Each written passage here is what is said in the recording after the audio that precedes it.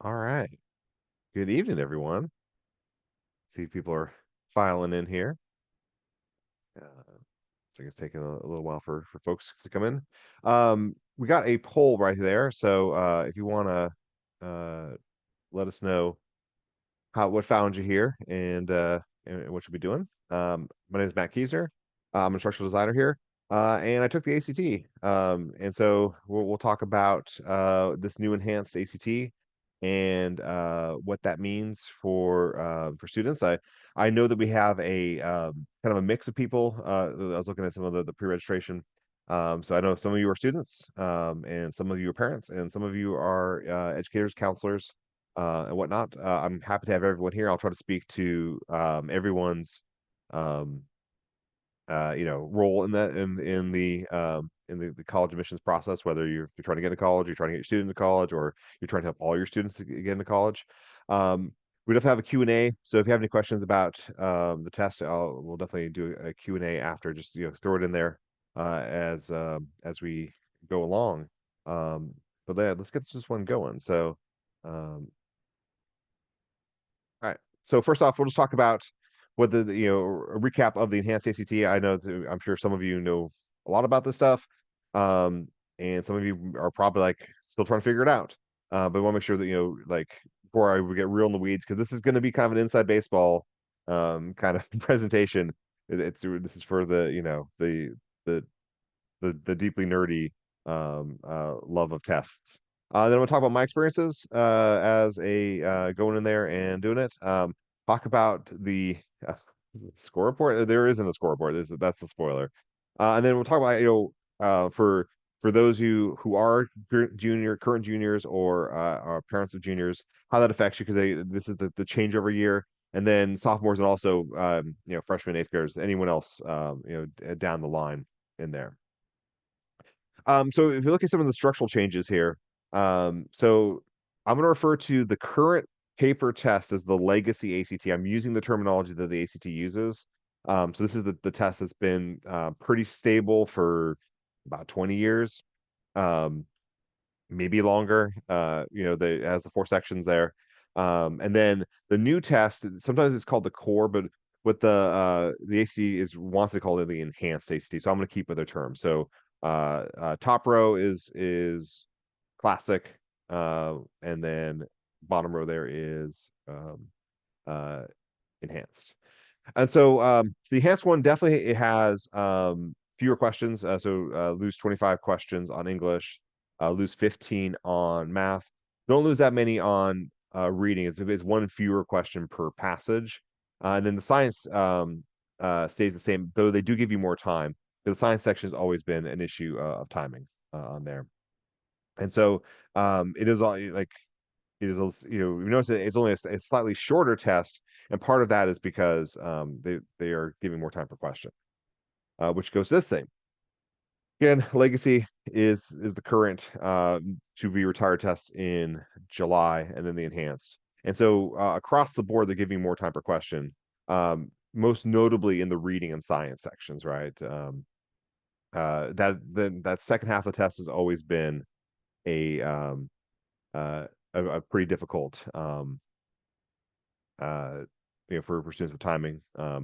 And so they've definitely reduced that quite a bit on there, but across the board. And then the big news is that they've decided to make the science section optional. And so when you're registering for the enhanced ACT, like, one of the things you do is you choose whether you want to add the science or not. You can also add the writing, which is the essay that you create. I'm not going to talk about that all because the essay is uh, no school wants it. It's a dead product. They only keep it around, I would say, as a kind of is that it's a moneymaker for them. That a certain percentage of students will pay the extra fee. And so science is also going to have an additional fee. I believe it's $5 currently. It's just nothing. It's not a big expenditure. But I paid $65 for the enhanced without science. Um, So why would you want to do it? It's an idea to allow STEM students, to show that they showcase their science skills, and you will get a what they call a STEM score, which they pull the math and the science out, and then it creates a sub score that is of that. You could also get an ELA score, which is the English reading and then the writing section, which is the essay, and then you also get an ELA score. But again, I don't think anyone is going to do that, even someone who is going to be an English major. I just still don't see the value in that. Science is still out of 36, but it is a standalone score. It does not affect composite scores on there. And we're still trying to figure out what schools want. So this is still like in flux in here. So I know some that are made of optional. Some big name schools here. Georgia Public University. So I'm including UGA and Georgia Tech and Georgia College. All those I've all said that. I know that Boston University has required it. Um, um, that came out, I think, this last week. I've also heard rumor that Georgetown, though I couldn't confirm it, is requiring it. But definitely for students, it's gonna be definitely a year, and I think it's gonna be more so for like current sophomores. Like, do you need to take the science section? Is it going to be something that's required? But it's not going to affect the composite. Um, I think the composite is now going to be English, math, and reading added up, divided by three, rounded to a whole number, and that'll be your score. Then the science will not affect it on there. All right, so we got some content changes here. So they've restructured the English so that previously it was 5 passages, 15 questions each, 75 questions total. It's shorted down to 50. But it's also like it's passages of 5 or 10. And so like some of the passages are longer, have 10 questions. Some of them are like only maybe 2 paragraphs, and they'll have 5 questions. There's going to be an argumentative essay in there, and that just means that like you're going to be reading a passage to where the author clearly thinks you should do like you should recycle your glass or something. Um, and there will be questions about that, but it's not like a huge difference. And then every question will have a stem. So if they're asking about grammar, they'll say, um, what choice is the most grammatically appropriate. If asking about like redundancy, they'll actually say which is the least redundant. And they're always framing something. But for most grammar, so like if it's whether it's about pronouns or punctuation or verbs, they'll just say what's grammatically appropriate. So it doesn't get super, it's not gonna ask you which pronoun is the right to use or which one correctly uses apostrophes. So not a huge change on these things. Um, Most of the same stuff. It's just that like with a shorter test and fewer questions, you're not going to see as many variety of question types. So with math, the big change is that they went from 5 to 4 on answer choices. The math section previously was the only section of the ACT that had 5 answer choices, and so then they're reducing that. So that's good for those who have to guess on things, right? It's you have a higher probability of getting it right. They said a few questions on advanced topics, and fewer time-intensive questions in context. The fewer time-intensive is saying like there's less word problems. The ACT's always had kind of a reputation for like what I would call trash math problems about like they tell you a whole story. They're cutting down on that, which I think is good because usually once you went to figure out what was going on in the story, the rest of it was really just it would be like a really simple math operations, but it would like you'd waste time with the story. And then few of these integrating essential skills, like these are questions that are about more than one thing. So they're reducing that.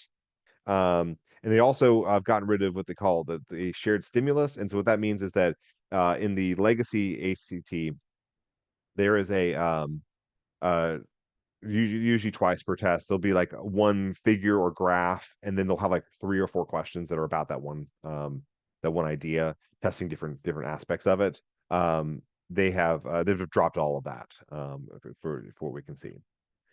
Then we got reading. So the reading is there's gonna be some shorter passages, and it's not like not like the SAT, which has like really tiny questions. So 3 of them are going to be like 750 words, and one should be 650. When reading and taking the test, I don't really feel it. I think 100 words fewer is not like something that, this is like, wow, this is a really shorter passage. It still kind of feels within like the range there. They're going to be having a more integration of knowledge and ideas category, and that's like these are questions about comparison or questions about argument. And so some tests will have this paired passage, and what that is like the paired passage will have like two authors, and then you answer questions about each, and then you answer questions about both. And they'll continue with that, or they'll have what they call a visual and quantitative imagery passage, which is it's something that they've not put it in the forefront, but it is in like they have a if you hunt for it, there's a like 180 page like research summary document where they talk about this, and I have one of my tests where it is a passage with a graph, and so it should be one or the other on there, which was definitely a surprise. And then science is changing just a very little bit. That they're going to have one that will be an engineering or design topic, and what we've seen so far is that it's more of a guarantee that there'll be one, but the what they're asking isn't anything new if you're familiar with an ACT science section. It's just that they will make sure to have that topic. And then more scientific background knowledge. That's still kind of vague what that means, but expecting like better knowledge of terminology and being able to make sort of determine the meanings of scientific words, based on roots and that kind of thing. And then another thing is that's while they're calling them field questions, but they're experimental, and they're embedding them within sections. So depending on when you take the legacy ACT, you may have to like do a fifth section that's just like some there's like random questions. It's now embedded, but there's some interesting choices with this. So on the English, 10 of the 50 are do not count. They're field tests. That either means that like it's one of those long passages with 10 questions, or it's two of the 5 question passages. Just don't count. Now they're not marked. There's really no way to tell when you're testing. But there are questions that don't count. In math, there's also 4 that don't count, and they seem to be kind of peppered. They have like zones in the math. That's again in this research document. That's if you want to look for it. But they won't be clustered. They'll definitely be kind of like in like one early, like 2 kind of mediums. If you build like in 4 quadrants, like there'll be like 1 for each. Reading is wild. So one of the reading passages does not count. There's 36 questions. It's 9. It's 9 times 4, and then one of them like one of the passages doesn't count. And this has been confirmed that it's not 9 questions across all passages. It's literally one of the passages doesn't count. Like we've seen the scales for the updated red book. Like they'll say like, oh, the third passage doesn't count. So that definitely changes reading strategies because if you run out of time on the reading, and I still think that could be a thing. If you run out of time on the last passage and that passage counted, then you spent your time on one passage that didn't count, and so like that it's going to really hurt scores. And then one of the science passages will also like not count. Again, there's not really any way that you can determine it, and for someone who's going to take the enhanced ACT, especially early on here, I would not try to like guess on that. In the same way that the SAT does it 2 per module, where they don't count. They just don't think about it. It's not productive when you're taking the test. So let's talk about my experience here. There's 2 people here. Guess which one I identify with on there. I think that's pretty obvious. But I went in. I bought it. I bought my ticket. Paid my money. Printed out my thing. Drove completely across Atlanta because there were no test sites near me, and just blended in. So things are gonna get I'm gonna get a little silly with the slides because quite honestly, it's like I'm never gonna do this presentation again. And I appreciate everyone, but this is just trying to have some fun with it. All right, so I was able to take the test no problem. Got in there, registered everything. The test site was definitely a mix of paper and computer. Paper was more popular for where I tested. There was been issues about will you use your own laptop, and there's been confusion about that. I was checking my ACT account like the evening before, asking do I need to bring a laptop, or seeing if I could find that information. Didn't get that. There's also been issues with the ACT has got a like there are issues whether they can use Apple devices, like and Apple laptops, which as a pretty large market to exclude. But anyway, so I was given a laptop there, one of those like class sets, a real dinky Dell laptop about this big. Um, I would assume it was like a $50 laptop on there. But it did work, on there. And so like starting the test was just fine. The proctor had like his own laptop, and he was able to like basically like open up the test for us. We did some little pre-registration things. Like there was no issue with like, oh, someone's test didn't start or anything. And so like there was some concern about like Wi-Fi availability. In the um excuse me in the like, in classrooms. I can say that like that wasn't an issue, but it wasn't like great either. All right, so um the one issue I had, so I was taking the English section, and I was working on the last question, and the proctor was looking around. He's like, okay, so we're all good, right? We can move on to the next section. And I was like, shaking my head, like, no, because I saw it at 40 seconds. And then it was a question. It was like you had to do some reading, and trying to place things around. It was not an easy question for the last question. And he starts reading the math instructions. So I wasn't able to answer the last question there. I ran out of time on there.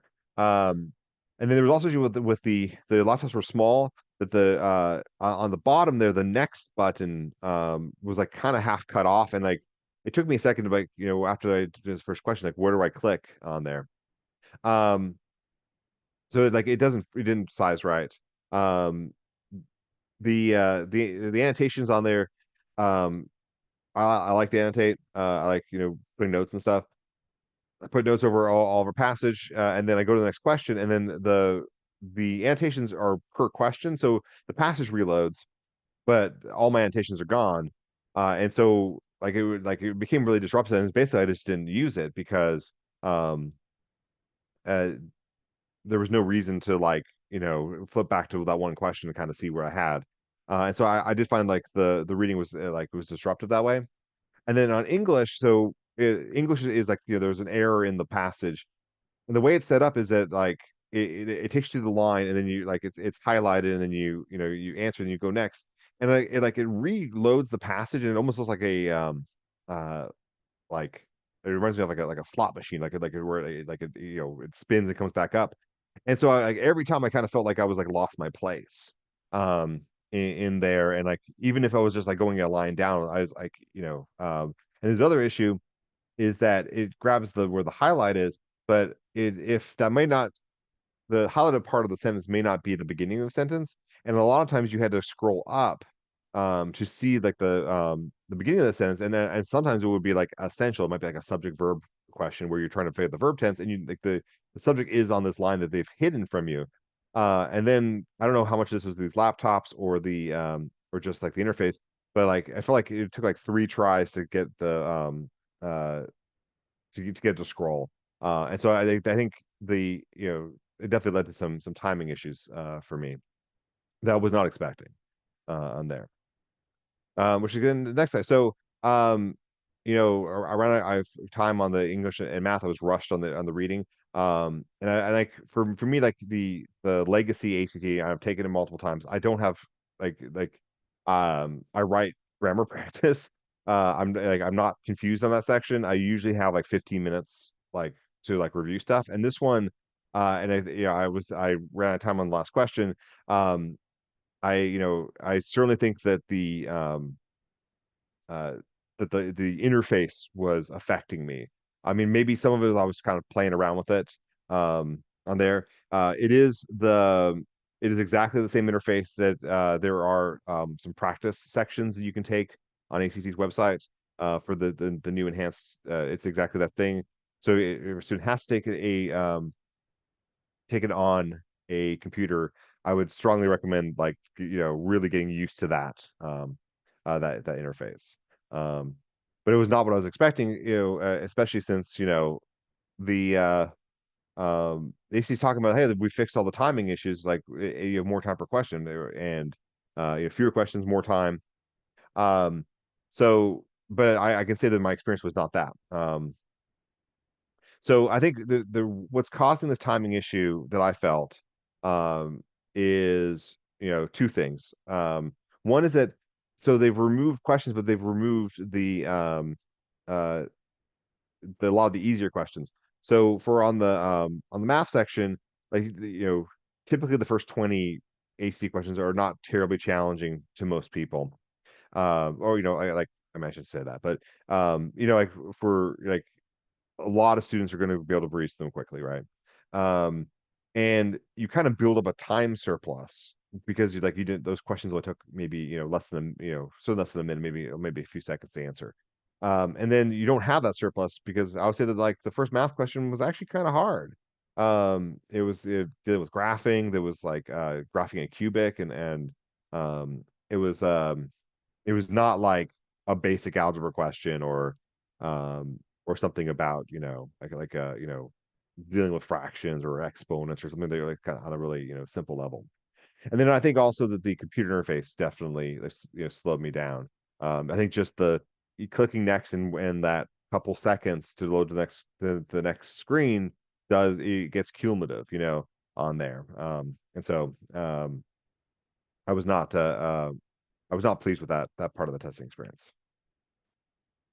Yeah. And then to kind of build off this other thing, like this is not a uh an easier test on there. Um like I think they're trying to sell it as like, oh, this great student experience.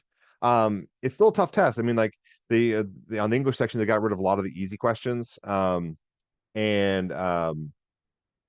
that the uh like the students still need to study for this and like and it's good like they've it's leaner and meaner, if that makes sense, like they're like this was not like an easy testing experience. um and then again, like taking a paper test would have been I think would have reduced a lot of those problems that I was feeling. um I got a someone has a Q&A thing because if you ask stuff with the Q&A, you can throw it in there. Asked, did I use my own calculator or Desmos? So that's a good question. The There is a calculator built into the testing thing. It is not Desmos. There's been talk about Desmos being integrated because it's part of College Board's Blue Book application. You can use it on the SAT and PSAT. And it definitely like for it is a fundamental part of the math experience of taking the SAT. What I had was a scientific calculator that had everything that you would need for computation. It kind of felt like the built-in calculator in my computer. It didn't work great. You couldn't type numbers. Like if you wanted to do 3 plus 4, you would have to click on well, it wasn't a touch screen, but you have to use the trackpad and go to the 3 and then hit the plus at the 4. So really slow. And no interface because at least on Desmos Blue Book you can type in make equations and stuff. But I brought my own calculator and I used that. I just checked to see if there was Desmos in there, and then once it was, I just did everything on there.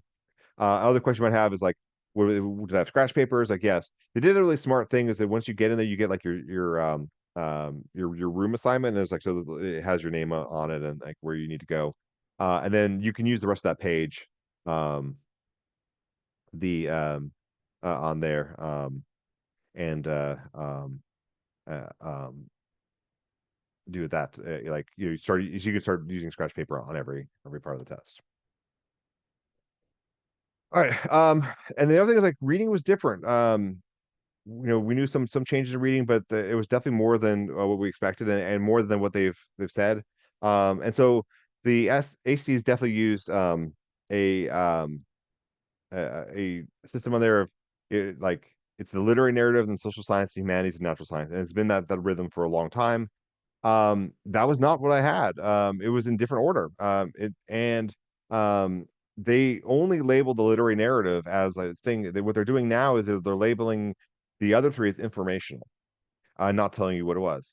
However, like having a lot of exposure to the ACT, um, the informational one was like I mean I could tell this is the humanities passage.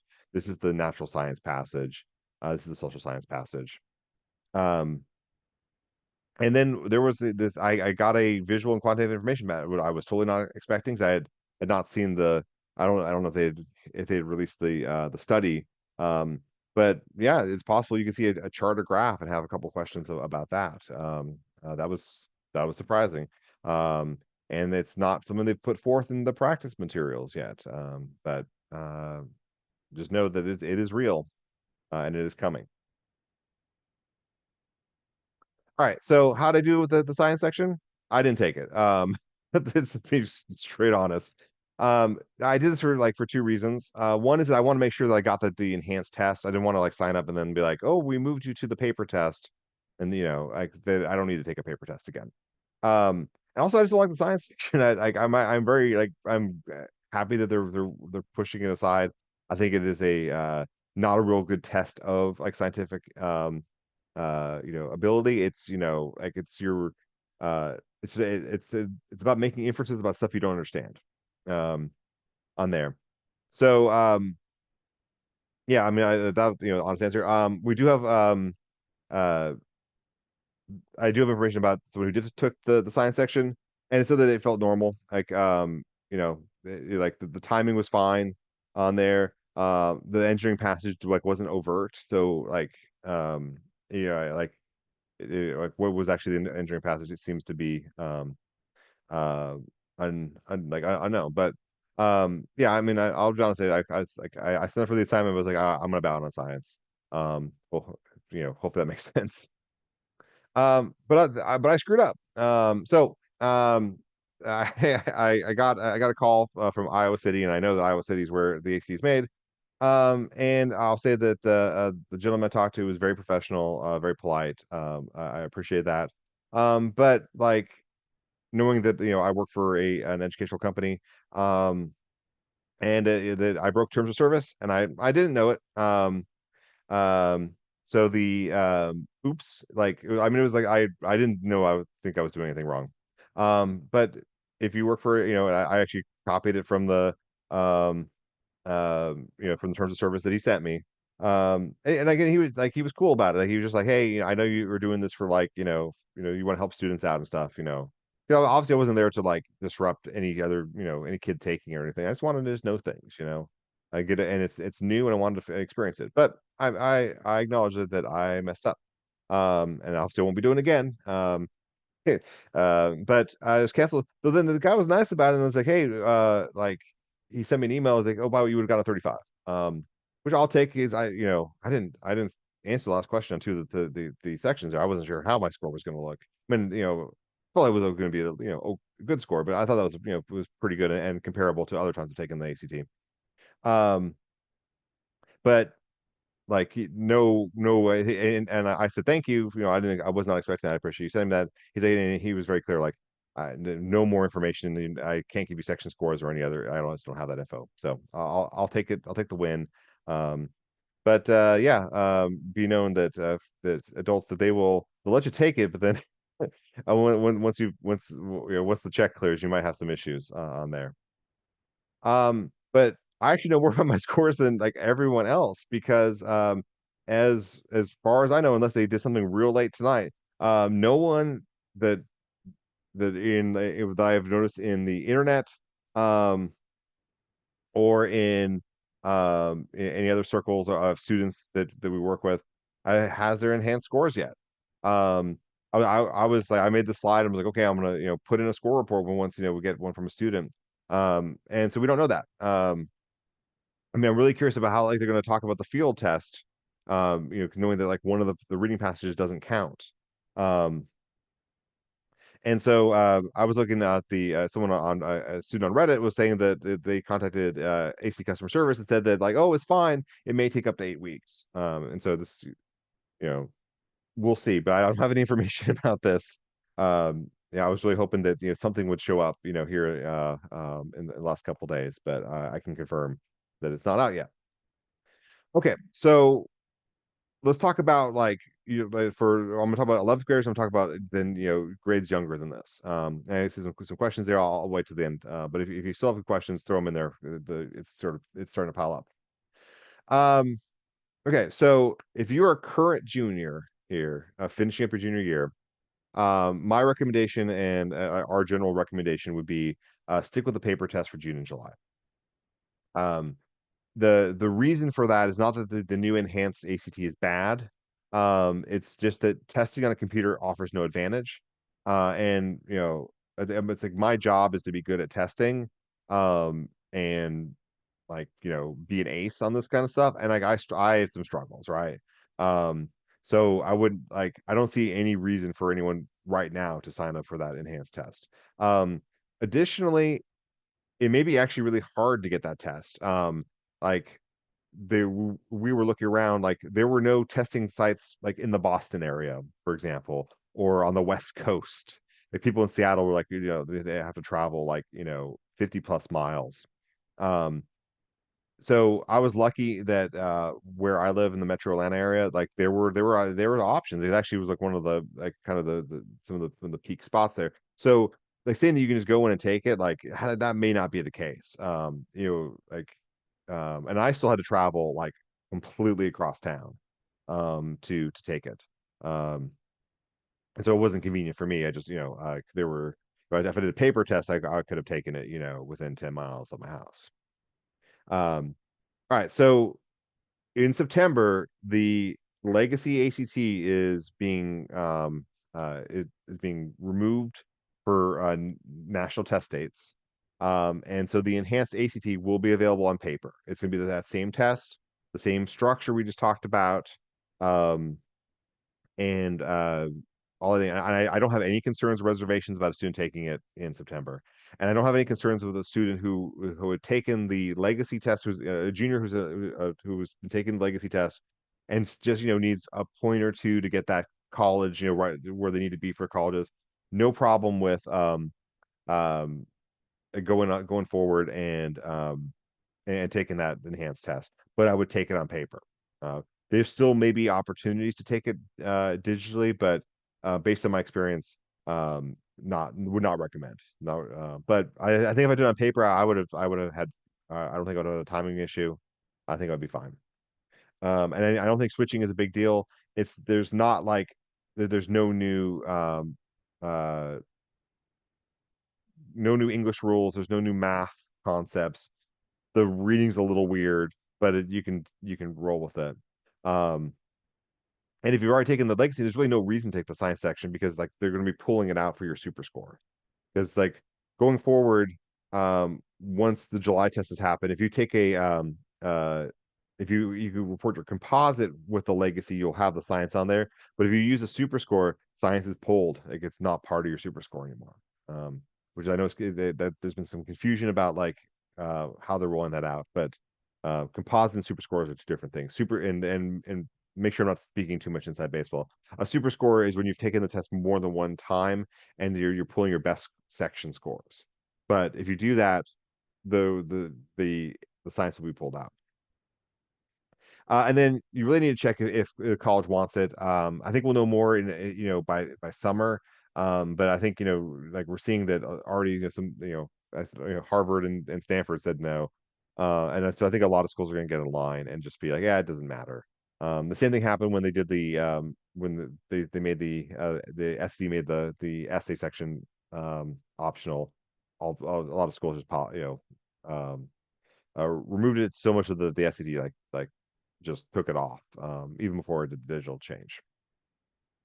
Okay, so but I also read like for current 10th graders, and so this would be in the summer they'd be rising juniors, right? Like it's really important for them. I think very few sophomores need to worry about taking um the legacy ACT. I don't think there's a really advantage of taking that in your sophomore year or like in that summer. For the only exception would be something where if you're being recruited for sports, you're like a D1 recruit or something, you need you have to show that you're like like you're gonna go to college for sports, but you have to show that you have a certain level, like some like a very unusual circumstance like that. Um, or someone who is really like ahead of the game. But very few 10th graders have taken pre-calculus, which I think is the best math lane to be in this for the 10th grade. So I think for most students, and I think the ones that are not in that are going to be very um, uh, very limited pool. Don't worry about the legacy tests. You're gonna take the enhanced tests. Okay. Um, so scroll practice test will be available in the summer. Like they will have a red book. They'll come out. It has scales on this, so you can get a baseline on there. I would also say for for the sophomores who are finishing and are going to be be juniors in the fall. I would try a enhanced ACT and an SAT and see which one's best. Right. I don't want my experience is not such where I'm going to say no one should take the ACT or everyone should take the SAT or vice versa.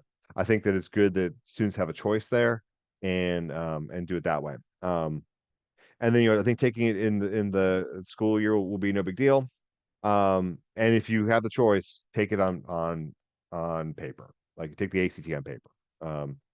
For sure. There's no advantage to taking it on a computer. As we saw on there. Um,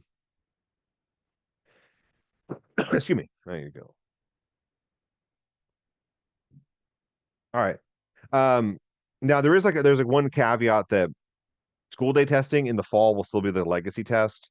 Um, so if you're in a school day, you might be in this weird transition thing, and you still take the legacy thing. Taking the legacy one, I think is fine. There's like tons of practice for it. Like all that information is still true.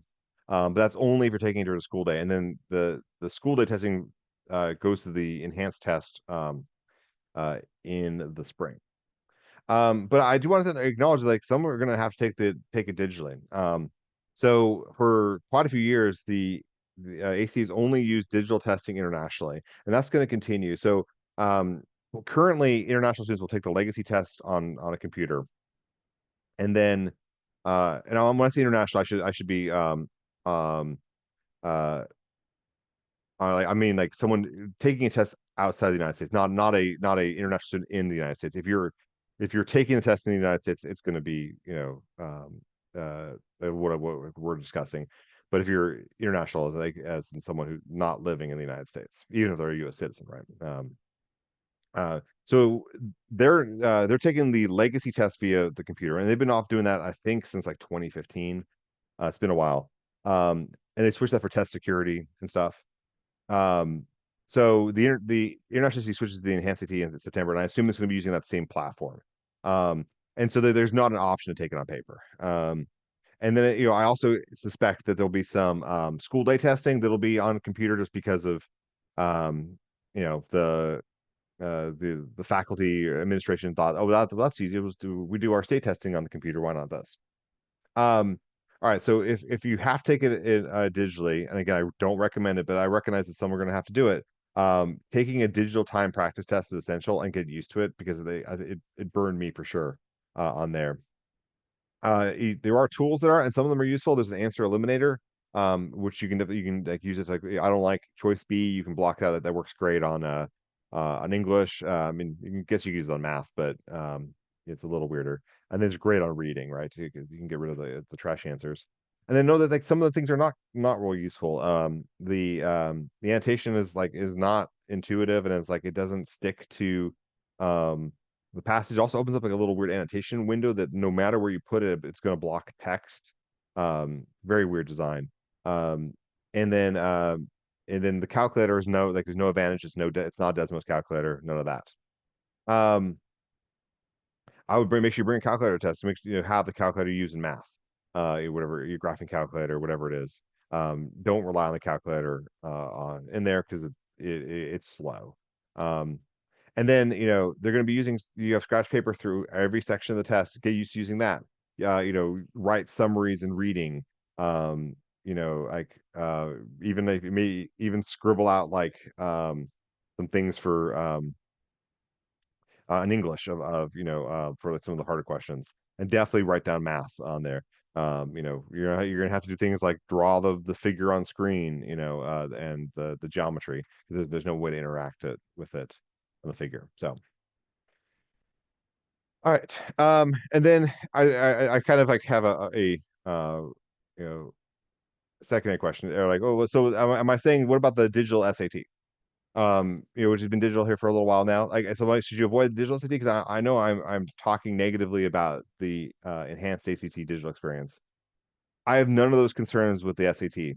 So like when the College Board decided to go for a digital test, they changed a ton of stuff and they went really into the digitalness of the test, right?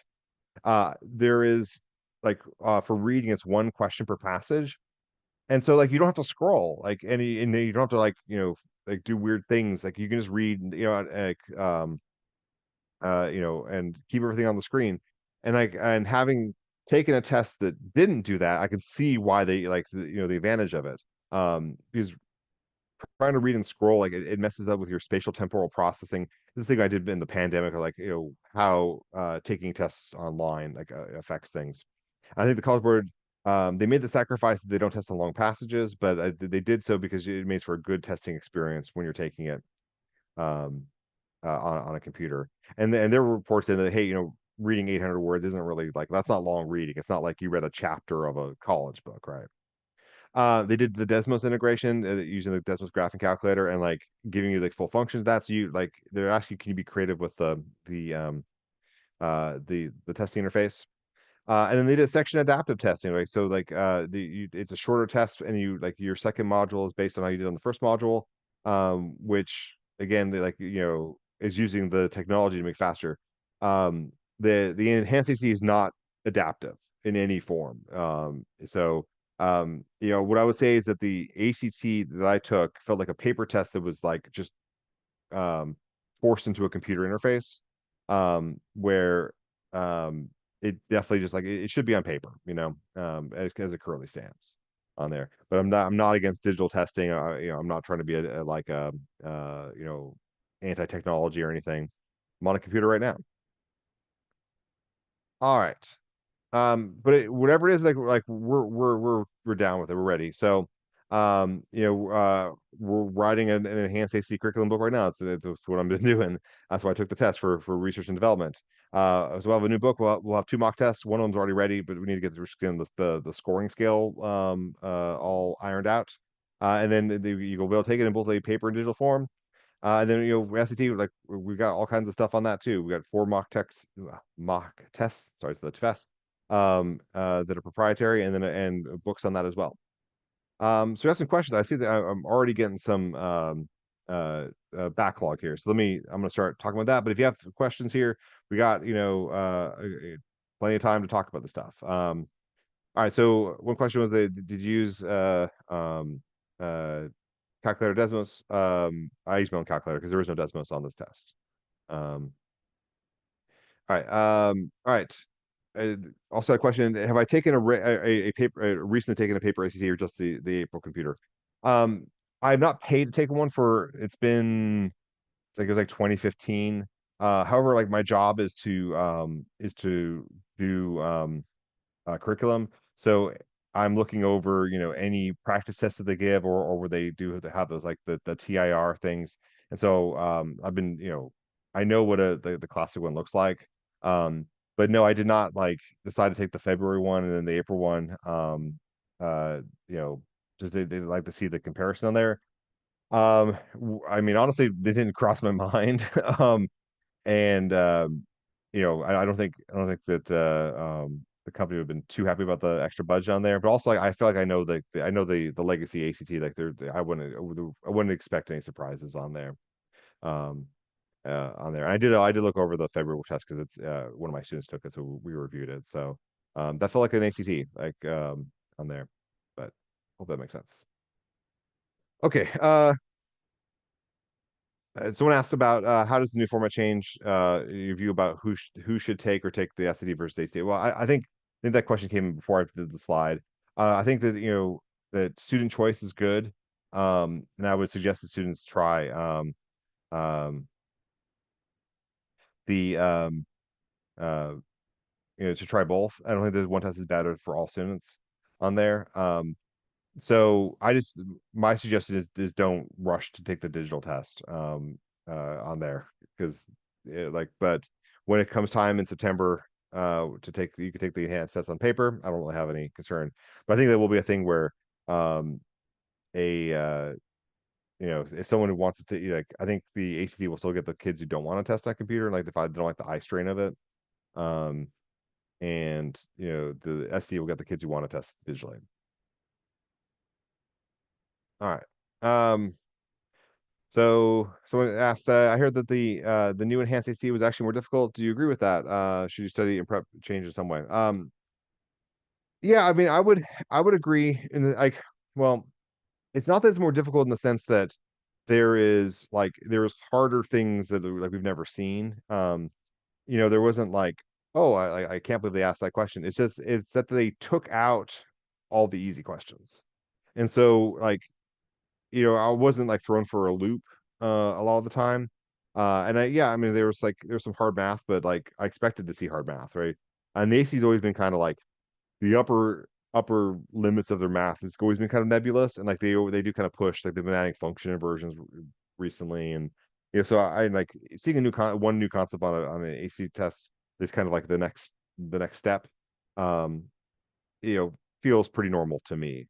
Um, but I think that it's taking the enhanced as it like is getting used to the interface and the timing, and don't just assume that because you have more time per question that it'll be an easier test, because what they did is that they removed like the easiest stuff.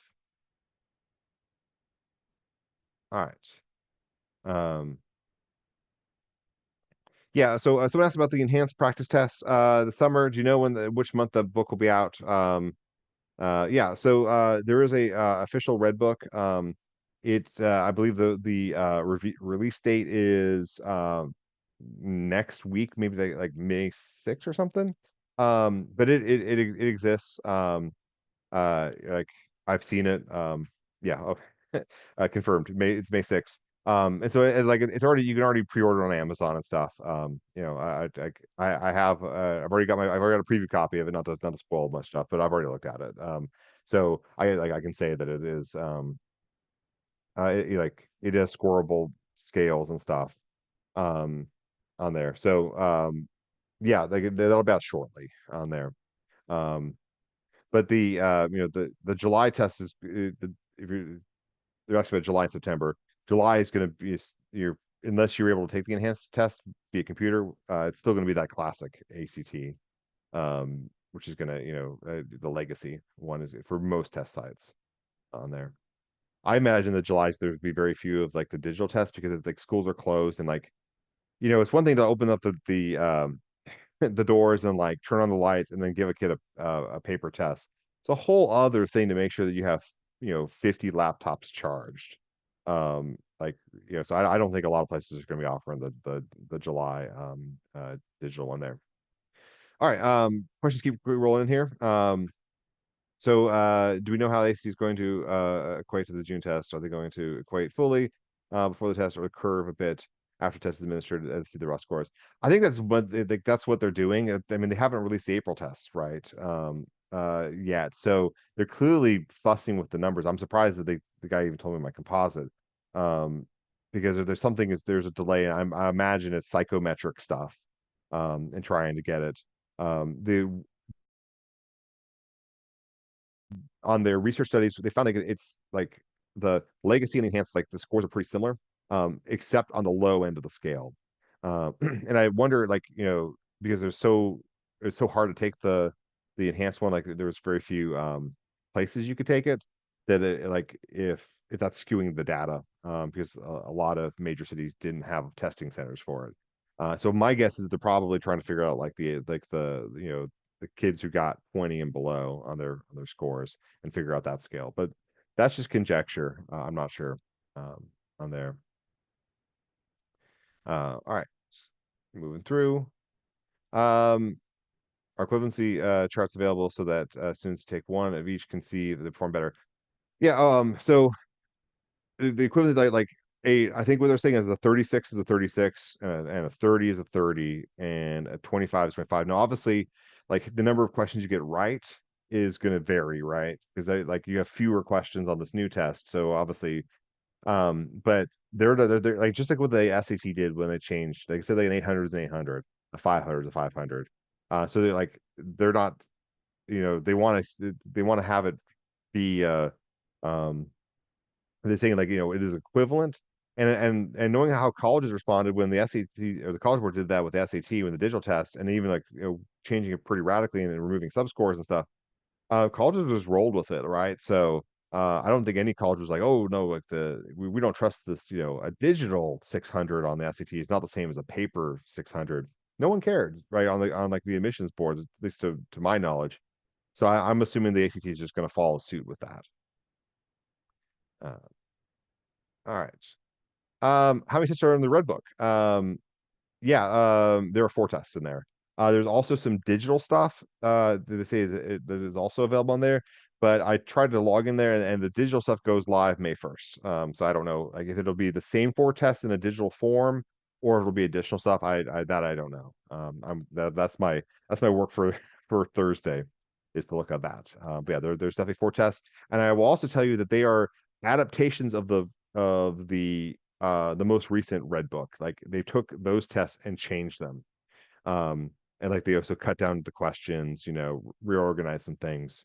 But it is like they're not new tests. Like it's certainly with all the reading English passages feel like they were adaptations of ones that we've previously seen. All right.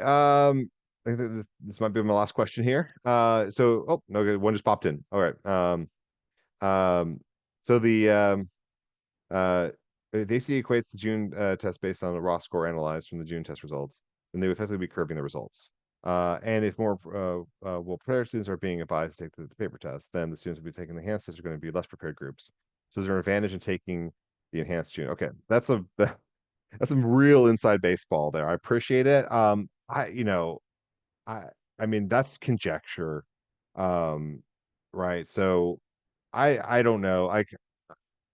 I've never been one of those tutors who will say like, oh, take it on this test take because everyone will do better because like so and so won't be taking it. Um, I mean, I think we know so little. I mean, like, that's an interesting theory. Again, like I'm not in Iowa City like hanging out with them as they do the psychometrics on that. I was just a dude that took the test, and like sat down, paid my money, and got to experience what it was like. So it's an interesting question, but I mean I think it's just you know um it's a theory. It could be true. Um, I don't know how much of that stuff's going to come out on the wash, and I really don't know like how many enhanced ACT students are taking it like on like a national level, right? Because like trying to find test centers, you have to like you have to click in like every zip code. I mean, it's really daunting. We looked at ones around like where a lot of our students live, but these are they're major metro areas, right? So I don't know, like maybe in Iowa, like it's like at every test center.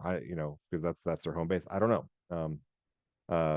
So yeah, like you got to watch out with the macro um scoring on there. So yeah, and then I think someone's follow up about the red book thing. So the red book is an adaptation, like the new red book is an adaptation of the prior red book. So if students already finished the existing red book, the new test won't help. Um, I mean, you got to look at it 2 ways, right? So yeah, like that's not great. In that if you already read the passages, right? But it does give like okay, you can see the difference, right? So like there's so it may not be something where like like the scoring is going to be super predictive in there, but you can say okay, this is you've taken this test, but there are some changes. I mean, there are now more English passages, right? So like there's some differences in there, and so it's not like completely one to one. And I have not done the math analysis to think it's like there are any new math questions on there, but my guess is probably not. Um, but yeah, I mean, unfortunately, that's the situation is going to be on there. I know that we're making some mock tests. Obviously, will be an alternative. They're not ready um, on that. But yeah, I mean, there's going to be some bumps in there. So I think if kids already done like all the red book stuff, like that's a lot of practice, and it should help. Like it's not it's not that new of a test, in there for really. Um, so I wouldn't worry too much about that. All right, and then a good question here, and I'm gonna cut it off on this one because we're getting towards the top of the hour. Are you worried of the fact that 25% of the reading questions don't even count to the scores in USAT? Yeah, I am. And so if I'm working with a student who, let's say, is coming in with a baseline 20 on reading, I know we're looking at the score right away. They're not reading at the speed they need to be, and they almost likely run out of time. And so when I was working with that kind of student, and if their score goals are like reasonable, right? So if I told them, okay, like you don't like the literary narrative passage, you're not going to read it. You're going to choose an answer choice, just go down the line. And you're going to use your time for the other three to read them as best as possible. That strategy could usually get it to a kid, 25, 26. And then that's a big, 20 to a 26. I mean, I'm going to consider that like, obviously it's not it's not perfect, but it certainly opens more doors, right? It's a triage strategy. And I've used that, multiple times over the years. Now you can't do this on this new test because if the student spent time focusing on that, and they what actually is going to happen is, they're gonna get the score basically if they answer two passages right, because the one that they guessed on it, they're hoping they get maybe two or three questions right, just by chance. Yeah, and so they're back at a 20, and that's actually been a big concern of ours. And so like the goal is pacing, and kind of like the science section where we've always said like you just got to keep going, you keep moving forward. You can't let any question get you stuck. You got to apply that to the reading now, and then you have to even though you have more time, but you have to finish, and you can't just be like, oh, do well on three passages and then just like burn a fourth. Doesn't work anymore. I think that's going to be a big growing pain for certain students, right, on there. But if you're really struggling with those long passages, I mean, you might want to look at that SAT, right? Like SAT's got the short passages. It might be a game changer, um, you know, for a certain kind of kid, right? Because anyway, all right, I have cleared the Q&A. I appreciate all the everyone hanging out with me. It's this is a real nerdy thing to do. And hopefully, if you were a student, you know a little bit more. If you're a parent, you'll know a little bit more. If you're a counselor, if you into something and give you some help. But I hope everyone, feels that they know more than when they started this um, this webinar, and I'm glad I could help. You all have a good one. Have a good night.